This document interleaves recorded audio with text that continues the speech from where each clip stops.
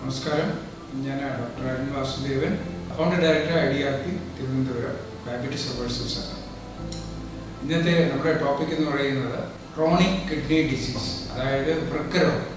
വൃക്കരോഗം കേരളത്തിൽ വളരെ വ്യാപകമായിക്കൊണ്ടിരിക്കുക.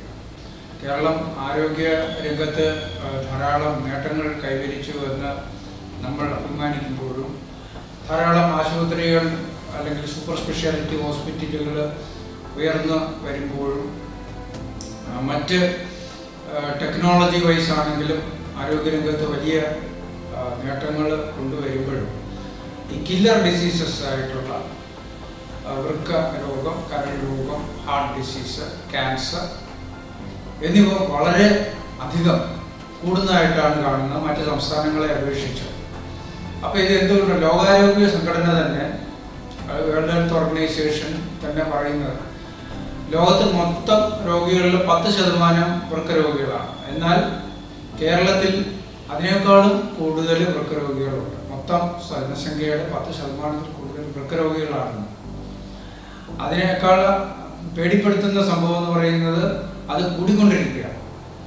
കേരളത്തിലെ ഏകദേശം 2.5 ലക്ഷത്തോളം ആളുകൾക്ക് ക്യാൻസർ ബാധിച്ചിട്ടുണ്ട്. ഓരോ വർഷവും 50,000-ഓളം പുതിയ ക്യാൻസർ കേസുകൾ വന്നുകൊണ്ടിരിക്കുകയാണ്. ക്യാൻസർ സെന്ററുകളുടെ പഠന റിപ്പോർട്ട് പ്രകാരമാണ് ഈ കണക്ക് ഉള്ളത്. അപ്പോൾ ഇത് എന്തുകൊണ്ടാണ് വരുന്നതെന്ന് വിദഗ്ധരുടെ അഭിപ്രായം എന്ന് പറഞ്ഞാൽ നമ്മുടെ ജീവിതശൈലിയിൽ വന്ന മാറ്റങ്ങൾ തന്നെയാണ്. അപ്പോൾ ഇതിന് ചികിത്സ അവൈലബിൾ ആണ്, പക്ഷെ വളരെ ചെലവ് ഏറിയതും അതേസമയം നമുക്കൊരു സ്റ്റാൻഡേർഡ് അല്ലെങ്കിൽ നമ്മുടെ ലൈഫ് സ്റ്റാറ്റസ് കുറയുകയും ചെയ്യും. കാരണം നമുക്ക് ചികിത്സ ചെയ്താലും നമ്മളുടെ സ്വാതന്ത്ര്യം നഷ്ടപ്പെടുന്ന രീതിയിലുള്ള ചികിത്സകളാണ് നമുക്കിന്ന് അവൈലബിൾ ആയിട്ട്. പൂർണ്ണമായിട്ടും അസുഖം ഭേദമായിട്ട് നമ്മൾ ആജീവാനന്ദ ചികിത്സ എടുക്കേണ്ടി വരും. നമ്മുടെ സ്വാതന്ത്ര്യം ലിമിറ്റഡ് ആണ്.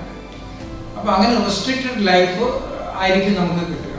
അപ്പോൾ ഇതിനേക്കാളും നമുക്ക് ഏറ്റവും നല്ലതെന്ന് പറയുന്നത് നമ്മുടെ ജീവിതശൈലിയിൽ കഴിഞ്ഞ 10-30 വർഷം കൊണ്ട് വന്ന മാറ്റങ്ങൾ. അതിൽ നമുക്ക് മോശമുള്ള അല്ലെങ്കിൽ നമ്മുടെ ആരോഗ്യത്തിന് ഹാനികരമായിട്ടുള്ള കാര്യങ്ങളിൽ ചെറിയ വ്യത്യാസങ്ങൾ വരുത്തിയാൽ മതി. അതായത് ഈ പ്രോട്ടീൻ ലോസ് തുടങ്ങുന്ന ആ സമയത്തിൽ ആ സ്റ്റേജിലെങ്കിലും നിങ്ങളുടെ വൃക്കരോഗം കണ്ടുപിടിച്ചാൽ അത് തിരിച്ച് റിവേഴ്സ് ചെയ്യാൻ സാധിക്കും. അപ്പോൾ ഈ വൃക്കരോഗം എങ്ങനെ കണ്ടുപിടിക്കാം? വളരെ സിമ്പിൾ ആയിട്ടുള്ള ടെസ്റ്റുകൾ. ഒന്ന് ആൽബുമിൻ ഗ്ലോബുലിൻ റേഷ്യോ, അത് വെച്ചിട്ട് അല്ലെങ്കിൽ മൈക്രോ ആൽബുമിൻ്റെ അത് വെച്ചിട്ട് നമുക്ക് കണ്ടുപിടിക്കാം. സിമ്പിൾ ടെസ്റ്റുകളാണ്. അതുപോലെ യൂറിൻ റുട്ടീൻ ടെസ്റ്റ് വെച്ചിട്ട് കണ്ടുപിടിക്കാം. പിന്നെ വളരെ സിമ്പിൾ ആയിട്ടുള്ള ഈ ടെസ്റ്റുകൾ വഴി നമുക്ക് വൃക്കരോഗം തുടങ്ങിയിട്ടുണ്ടോ എന്ന് നമുക്ക് അറിയാൻ കഴിയും. ഇതിന്റെ ലക്ഷണങ്ങൾ എന്ന് പറയുന്നത് മിക്കവാറും ക്ഷീണം, നല്ല ക്ഷീണം വരിക ഇടയ്ക്കിടയ്ക്ക്, അതേപോലെ മനം പുരട്ടൽ വരിക, ഛർദില്, ദഹനക്കേട് വരിക, അതേപോലെ നമുക്ക് കൺഫ്യൂഷൻ വരിക, കോൺസെൻട്രേറ്റ് ചെയ്യാൻ പറ്റാത്ത അവസ്ഥ, കാലുകളിൽ നീര് വരിക, ഇങ്ങനെയൊക്കെയുള്ള ലക്ഷണങ്ങൾ, അത് മൂത്രത്തിൽ പത വരിക, ഇങ്ങനെയൊക്കെയുള്ള ലക്ഷണങ്ങൾ കണ്ടു കഴിഞ്ഞാൽ ഉടൻ തന്നെ നിങ്ങൾ ഈ സിമ്പിളായിട്ടുള്ള ടെസ്റ്റുകൾ ചെയ്യുക. ഇത് ചെയ്തു കഴിഞ്ഞാൽ നിങ്ങൾക്ക് കൺഫേം ചെയ്യാം, നിങ്ങൾക്ക് ഇത് പ്രത്യേകിച്ച് ഡയബറ്റീസ് ഉള്ളവരാണെങ്കിൽ കൺഫേം ചെയ്യാം ഡയബറ്റീസ് വൃക്കയെ ബാധിച്ച് തുടങ്ങിയിട്ടുണ്ട്. അപ്പോൾ അങ്ങനെയാണെങ്കിൽ നമുക്ക് ഏറ്റവും ബെസ്റ്റ് എന്ന് പറയുന്നത്, മറ്റ് ചികിത്സാ രീതികൾ അവൈലബിൾ ആണെങ്കിൽ പോലും നമ്മൾ എങ്ങനെയെങ്കിലും ഇത് റിവേഴ്സ് ചെയ്ത് കൊണ്ടുവരുന്നതാണ് സാധാരണക്കാരെ അപേക്ഷിച്ച് നല്ലത്. കാരണം വൃക്കരോഗം റൂറൽ ഏരിയാസിൽ കൂടുന്നതായിട്ടാണ് കണ്ടുവരുന്നത്. അതായത് ഗ്രാമപ്രദേശങ്ങളിൽ അതിഭീകരമായിട്ട് കൂടുന്നുണ്ട്.